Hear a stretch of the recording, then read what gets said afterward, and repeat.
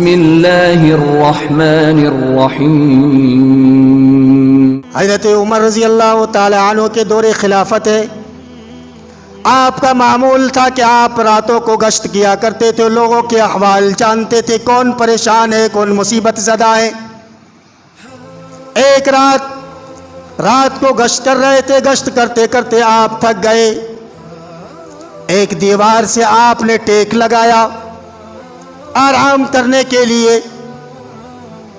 اتنے میں صبح روشن ہونے لگی، فجر کا وقت ہونے لگا۔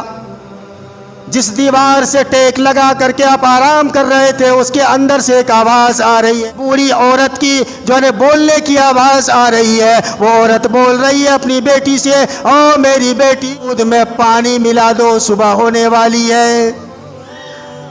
اللہ کا ڈر، غور کیجئے، تصور کیجئے گا، اللہ کا ڈر اور اللہ کا خوف اپنے دلوں کے اندر پیدا کیجئے۔ کس قدر اس زمانے میں جب صحابہ کرام کا دور تھا، نبی کے بعد جب صحابہ کرام کا دور آیا، تو لوگ کس قدر اللہ رب العالمین کا ڈر اور خوف اپنے دلوں کے اندر پیدا کر۔ آواز گھر سے آ رہی ہے، بیٹی صبح ہونے والی ہے، دودھ میں پانی ملا دو۔ بیٹی کہہ رہی ہے کہ تمہیں نہیں معلوم کہ حضرت عمر نے دودھ میں پانی ملانے سے منع کر دیا ہے۔ ماں کہتی ہے، ارے پگلی، تو کیا جانتی ہے کہ ابھی حضرت عمر ابھی کیا دیکھ رہا ہے، تم پانی ملا دو۔ بیٹی جواب دیتی ہے، عمر تو نہیں دیکھ رہا ہے، لیکن عمر کا رب دیکھ رہا ہے۔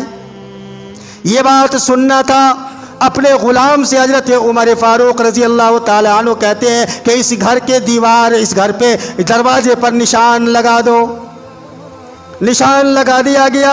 صبح ہوئی، حضرت عمر فاروق رضی اللہ تعالیٰ عنہ نے اپنے غلام کو بھیجا کہ جا کر کے شناخت کر لو، جا کر کے دیکھ لو جس دروازے پر تم نے نشان لگایا تھا وہ کون کون ہے گھر میں۔ غلام آتا ہے، دیکھتا ہے کہ ایک ماں ہے، ایک بیٹی ہے، مرد کوئی نہیں ہے۔ حضرت عمر فاروق رضی اللہ تعالیٰ عنہ نے غلام کو بھیجا، دیکھا، پتہ کیا، اور حضرت عمر فاروق رضی اللہ تعالیٰ عنہ نے اپنے ایک بیٹے عاصم کے ساتھ اس لڑکی سے نکاح کرا دیا۔ یہ ٹرین یافتہ،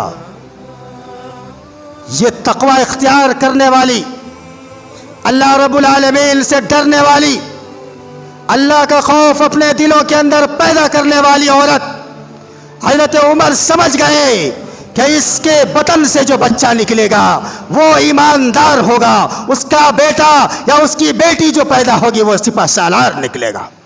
اور آپ کو معلوم ہونا چاہیے، یہی لڑکی جب حضرت عمر کی بہو بنی اور اس کے پیٹ سے ایک بیٹی کی پیدائش ہوتی ہے، اور اس بیٹی سے ایک بیٹا پیدا ہوتا ہے جس کا نام عمر بن عبدالعزیز رکھا جاتا ہے، جو عمر ثانی کے نام سے مشہور ہے۔ سپہ سالار، نہ جانے کتنے ملکوں کو فتح کرنے والے عمر بن عبدالعزیز رحمۃ اللہ علیہ۔